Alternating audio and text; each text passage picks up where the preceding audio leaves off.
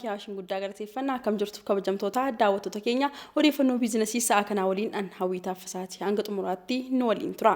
Ministeerri galiiwwanii kaffaltoota gibiraa sadarkaa seeraa bitamuu irratti hundaa'uun marii geggeesse. Deetaan ministeera galiiwwanii damee seeraa bitamuu obbo Zamadee Tafarraa kaffaltoonni gibiraa yeroo kamiyyuu caalaa biyya isaaniif amanamoo ta'uu qabu jedhan. Ministeerichi bara 2022tti galiin biyya of danda'u jedhuun karoorfachuun hojjechaa jiraachuu obbo Zamadeen himaniiru. Kana taasisuuf hojimaata sirriin yoo hojjetame milkaa'uu danda'a jechuun marii Gondarii fi Baardaaritti mari'atameen heerameera. Kaayyoon marichaas rakkoo qaama galii sassaabuu fi kaffaluu gidduu jiru hiikuuf rakkoo seeraaf bitamuu dhabuu dabalatee dhimmoota garaagaraa irratti kan xiyyeeffatedha jedhame. Hirmaattonni waltajjichaas rakkoo kana qaamolee gibiraa sassaabanii fi kaffaltoota jiru hiikamuu akka qabuu fi gibira yeroon kaffaluu irratti hubannoo gahaa argachuus himaniiru jechuun ministeera galiiwwaniitu gabaase.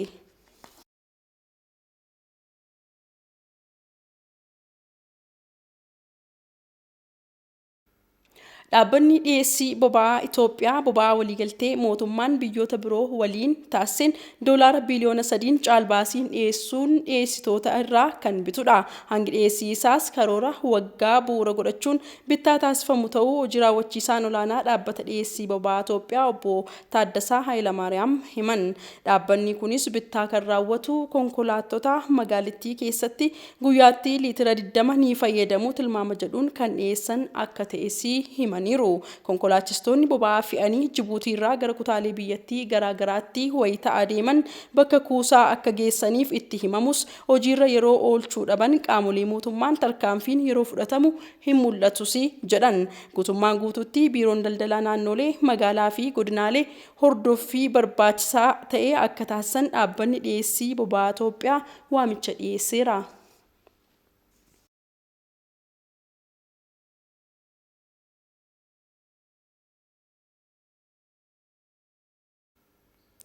Warshaan konkolaataa biyya alaa fiduun hojjetu birrii biliyoona 1.6 oliin dhaabbata qarcaansheetiin ijaaramaa jiru bulchiinsa magaalaa Galaanitti daawwatameera. Dhaabbanni Gujii Haayilaand Kooffii Pilaanteeshin ammoo buna Gujii gara Awurooppaatti erguu eegaleera. Taaddasaa Tarrafaa. Jilli Komishinara Komishinii Investimentii Oromiyaa Dr. Baayisaa Badhaadhaatiin durfame dhaabbata qarcaanshee tireedingiin ijaaramaa kan jiru. Warshaa konkolaataa biyya keessatti tolchee gabaa biyya alaa fi keessaaf dhiyeessuu ijaaramaa jirus daawwateera. Kaapitaala birrii biliyoona 1.6 ijaaramaa akka jiru hojii gaggeessaan damee daldalaa fi quunnamtii hawaasummaa dhaabbata daldalaa qarcaanshee tireeding obbo Mulgeetaa Kabbadaa dubbatanii jiru. Dhaabbanni bakka kanatti warshaan amma ilaaltan kun koomershaal seentariidha. Jiddugala daldalaa jedhameetiin yaamama. G+5 dha. Gamoo 5 qaba jechuudha ol floorii 5 qaba. Jaara mootiyyuu beezmentiin isaa mootiyyuu 2 konkolaataa 320 kan dhaabu kan biraa ijaarsa jiru kun kaayyoon isaa guddaan konkolaattota gosa adda addaa oomishna asitti indastiriyaal paarkiidha bakki kuni assembilii pilaantidha. Asitti walitti qindeessina ammaaf yeroodhaaf alaafinneet asitti walitti qindeessina fuulduraaf garuu asumatti oomishuudhaaf karoorri jechaadha. Gama biraatiin warshaan qalamaa gosa garaagaraa oomishuu dhaabbanni daldalaa qarcaanshee tireeding ijaarsisaa jiru jilli Komishinii Investimentii Oromiyaa kun daawwatee jira. Hojii gaggeessaa ittaanaan damee daldalaa fi quunnamtii hawaasummaa dhaabbata daldalaa qarcaanshee tireeding obbo Wandimmoo Abbabaas sadarkaa ijaarsa warshaa qalamaan kun irra jiru dubbataniiru. Warshaan amma asitti ijaaramaa jiru kun warshaa qalamaati. Qalama gosa garaagaraati kan oomishu gosa 5 oliiti kan oomishu. Egaa warshaan kun kaapitaala miliyoona 400 fi miliyoona 50 oliitiin kan ijaaramaa jiru. Pirojektichi kun hojiin fiizikaala isaa parsantii gara 67 kan ta'u irra jira. Warshaan kun xumura bara kanaatti gara hojii oomishuutti hin galeenneeti kan abdannu. Gara hojii oomishaatti yoo gale immoo yoo xiqqaate namoota 1,000 oliitiif carraa hojii kan uumu ta'a. Ammatti gara nama 200 kan carraa kan argatee jiru. Gama biraatiin dhaabbanni Gujii Haayilaand Kooffii Pilaanteeshin jedhamu magaaluma Dukam keessatti buna qulqulleessee qindeessuuf hundaa'e gara biyyoota Awurooppaa erguu eegaleera jedhu hojii gaggeessaan olaanaa dhaabbata Gujii Haayilaand Kooffii Pilaanteeshin obbo Oddeessaa yaachis.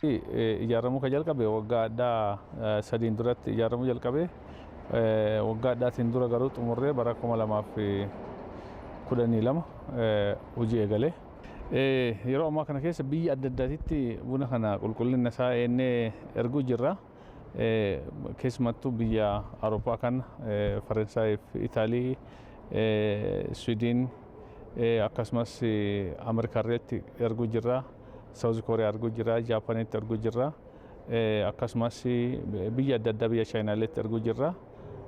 Kanaaf haala qulqullinni isaa kun dhandhama isaa yeroo ammaa kana keessa warri hin beekne illee baay'inaan beekuun gabaa hedduu amma yeroo ammaa kana keessa to'atu jira waan ta'eef.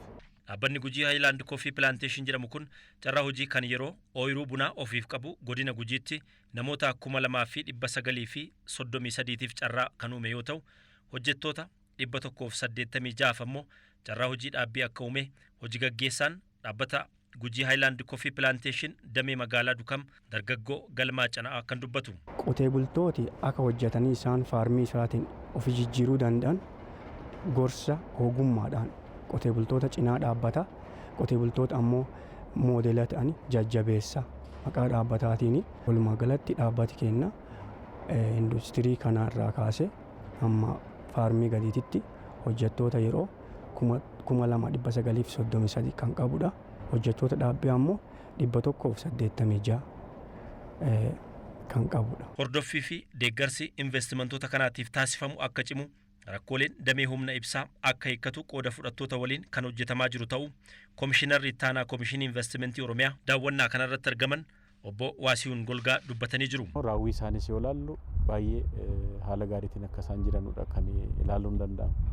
Kanarraa kan ka'e waliigala pirojektoonni bu'aa qabeessa akka isaan ta'an hordoffii deeggarsa mootummaarraa kan eegamu. Lafti qophaa'ee kennamee jira. Ijaarsa jalqabanii jiru. Ijaarsa kana keessatti duty freedhaan jajjabeessuudhaan sibiila akkasumas immoo deeggarsa dhaabbileen warshaan simmintoo dhaabbilee akkasiitti pirojektii akkasiitiif dursa akka isaan kennuudhaan qaban humni ibsaas rakkoo ibsaa wajjin wal qabatee rakkoon isaanii akka isaan hiikaman isaanii wajjin dubbanne bu'uuraan rakkoon kun yoo hiikame rakkoo akka naannoo keenya carraa hojii wajjin wal qabatee kaapitaala isaan fidan teekinooloojiin isaan fayyadaman illee guddaa waan ta'eef pirojektoonni har'a akka Komishinii Investimentiitti ilaallee kan daawwataa jiru kun ka'umsi isaanii yeroo gabaabaa keessatti gara hojii keessatti kan galan qabu ijaarsa kan jalqaban qabu isaan jajjabeessuudhaaf rakkoo isaanii immoo isaan duukaa mari'annee hiikuudhaaf kan ilaalaa jiru. Egaan kabajamtoota daawwattoota keenyaa odeeffannoon biizinasii galgala kanaaf qabannee dhufne kan hangammaatti daawwattan ture nu daawwachuu keessaniif guddaa galatooma.